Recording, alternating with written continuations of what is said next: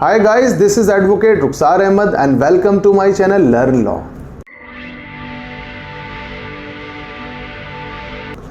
Friends, देश के अंदर CAA, NRC और NPR कानूनों को लेकर बहुत ज़्यादा वाद विवाद चल रहा है, पॉलिटिकल डिबेट्स चल रही हैं। एक बहुत बड़ी तादाद के अंदर लोग प्रोटेस्ट के अंदर बैठे हैं। शाहीन बाग, सिलमपुर, जाफराबाद, दिल्ली, लखनऊ और पूरे देश के अंदर अलग अलग जगह प्रोटेस्ट हो रहे हैं। CAA के समर्थन में भी प्रोटेस्ट हो रहे हैं और CAA के खिलाफ भी प्रोटेस्ट हो रहे हैं। यूपी के अंदर 25 या 26 लोग लगभग CAA कानून की मुखालफत में मारे भी जा चुके हैं। पुलिस एक्शन के अंदर उनके गोलियां लगी और वो अपनी जान गंवा चुके हैं। इस डिबेट के अंदर अभी कुछ दिनों पहले ही यूपी के CM योगी आदित्यनाथ ने एक और नया बयान दिया है, जिसके बाद एक नई कंट्रोवर्सी शुरू हुई है। योगी आदित्यनाथ ने ये कहा है कि जो लोग यूपी के अंदर आज़ादी से जुड़े हुए नारे लगाएंगे उनके ऊपर मैं राजद्रोह या देशद्रोह, जिसको हम इंडियन पिनल कोड के अंदर सेडिशन लॉ भी कहते हैं, का मुकदमा चलाऊंगा।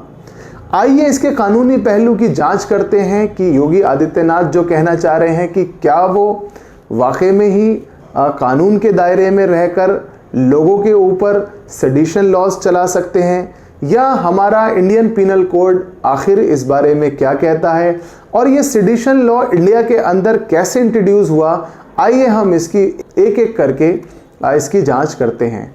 सबसे पहले मैं आपको ये बताना चाहूँगा कि इंडिया के अंदर सेडिशन लॉ सन 1870 के अंदर सबसे पहले थॉमस मकॉले नाम के एक ब्रिटिशर ने, जो कि कानून के ज्ञाता थे, उन्होंने sedition law Indian penal code के अंदर इंट्रोड्यूस किया।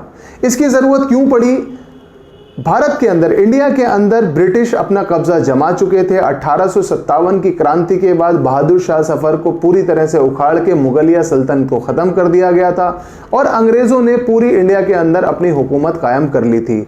ऐसे समय में मुसलमानों की एक बहुत बड़ी इस्लामिक यूनिवर्सिटी है जिसका नाम है दारुल उलूम, जो यूपी के देवबंद सहारनपुर शहर के अंदर स्थापित है और पूरी दुनिया में से देश विदेश से बच्चे वहाँ पे पढ़ने आया करते थे।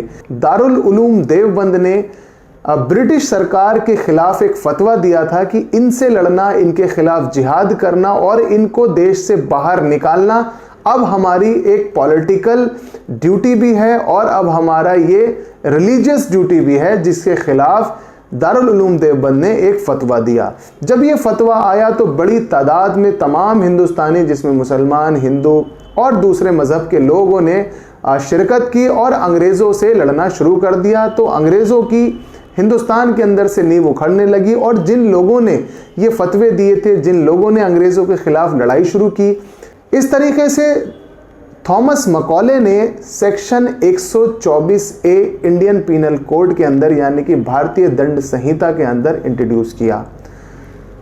आज़ादी से पहले इसके अंदर महात्मा गांधी, लोकमान्य तिलक के ऊपर भी मुकदमा चल चुका है। मैं आपको बताऊं कि एक अखबार के अंदर लोकमान्य तिलक, जो कि एक एडवोकेट भी थे और पॉलिटिकल एक्टिविस्ट भी थे और स्वतंत्रता सेनानी भी थे, उन्होंने अपने ही एक मैगजीन के अंदर 2 आर्टिकल लिखे थे, जिसमें से एक आर्टिकल का नाम था द कंट्रीज मिसफॉर्च्यून और दूसरे का नाम था these remedies are not lasting.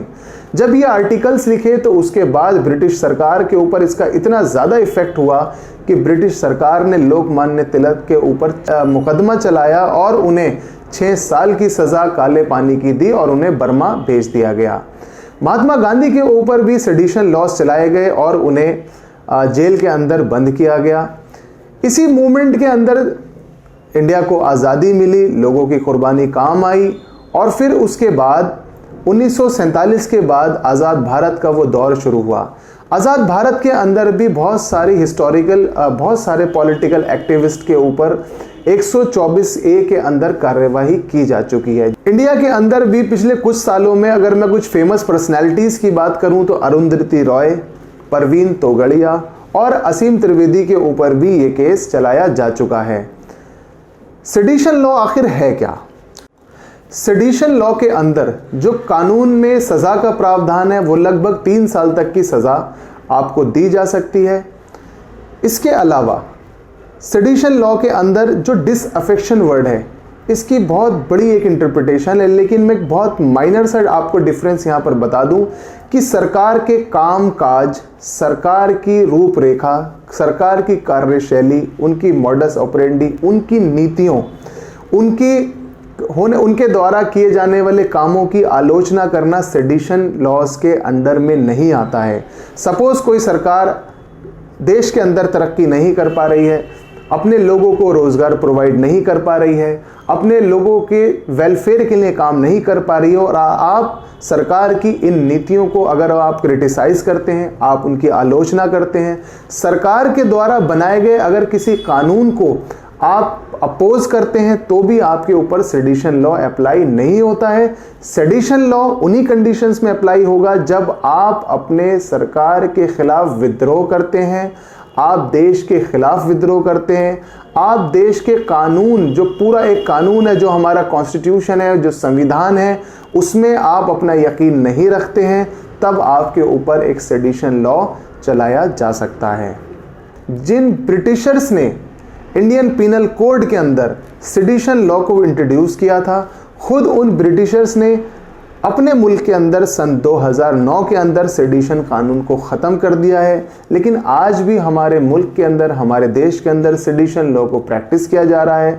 और आने वाले वक्त में देखिए कि किस किस के ऊपर ये कानून और प्रैक्टिस किया जाता है। फ्रेंड्स, इसके ऊपर एक लिमिटेड, मैंने एक बहुत छोटी सी इन्फॉर्मेशन आपको दी है। अगर आपको मेरी ये वीडियो अच्छी लगी हो तो प्लीज़ इसे लाइक कीजिए, शेयर कीजिए और मेरे चैनल को सब्सक्राइब कीजिए। Thank you.